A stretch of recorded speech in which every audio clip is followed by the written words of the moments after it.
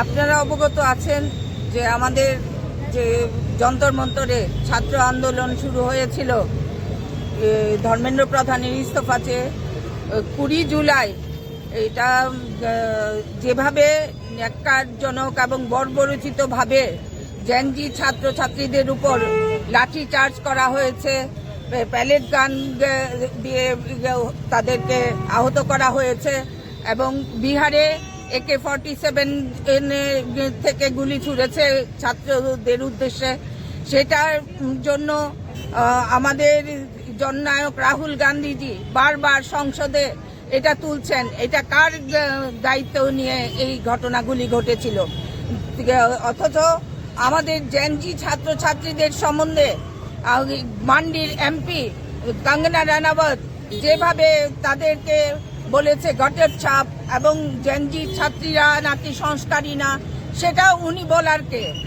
আর উনি যে জেনজি ছাত্রীদের উদ্দেশ্যে বলেছেন, কি কারণে বলেছেন?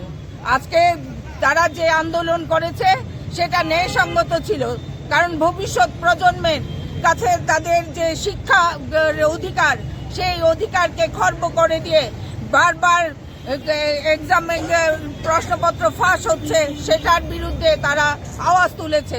সেটা তাদের গণতান্ত্রিক অধিকার ছিল। সেই গণতান্ত্রিক আন্দোলনের তাদের উপর যে বর্বরোচিত লাঠিচার্জ এবং প্যালেট গান দিয়ে আহত করা হয়েছে, AK-47 দিয়ে তাদেরকে গুলি ছোড়া হয়েছে, সেটার প্রতিবাদে ধর্মেন্দ্র প্রধানকে ইস্তফা দিতে হয়েছে। তারপর মান্ডির সাংসদ কঙ্গনা রানাওয়াত যেটা বলছে জেনজি ছাত্রছাত্রীদের সামনে, এটা খুবই নিন্দনীয় এবং ত্রিপুরা প্রদেশ মহিলা কংগ্রেস সভানেত্রী হিসাবে আমি এই ঘটনার তীব্র নিন্দা এবং প্রতিবাদ জানাচ্ছি। তাছাড়া আপনারা দেখেছেন ধর্মেন্দ্র প্রধান ইস্তফা দেওয়ার পর কেন্দ্রীয় শিক্ষামন্ত্রী কাকে করা হয়েছে? প্রহ্লাদ যোশীকে। কে প্রহ্লাদ যোশী? যে নাকি বিলকিস বানুর হত্যাকারীদের জেল থেকে বের করে মালা পরিয়ে তাকে স্বাগত জানিয়েছে, আমাদের মহিলাদের রেপিস্টদের সহায়তা করেছে। সেই রেপিস্টদের সহায়তা করার জন্য ওনাকে পুরস্কার হিসাবে দেওয়া হয়েছে শিক্ষামন্ত্রীর পদ। আর আজকে বিজেপি সরকারে কি এমন কোন ক্যাবিনেটে আর কোন সদস্য নেই যাকে শিক্ষামন্ত্রী করা হবে? এক রেপিস্টদের সহায়তা করার ক্ষেত্রে এই লোককেই শিক্ষামন্ত্রী হিসাবে দেওয়া হয়েছে।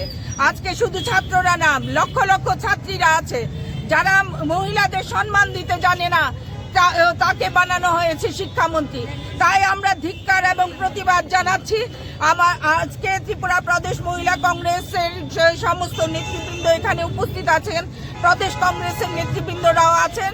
আমরা এই ঘটনার নিন্দা এবং ধিক্কার জানিয়ে তাদের ছবি আমরা এখানে জ্বালাবো এবং আমরা এই প্রতিবাদ জানাচ্ছি।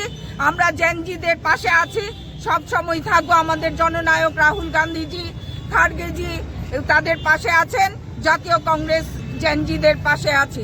এই বার্তা দেওয়ার জন্য আজকে আমাদের এই প্রতিবাদ।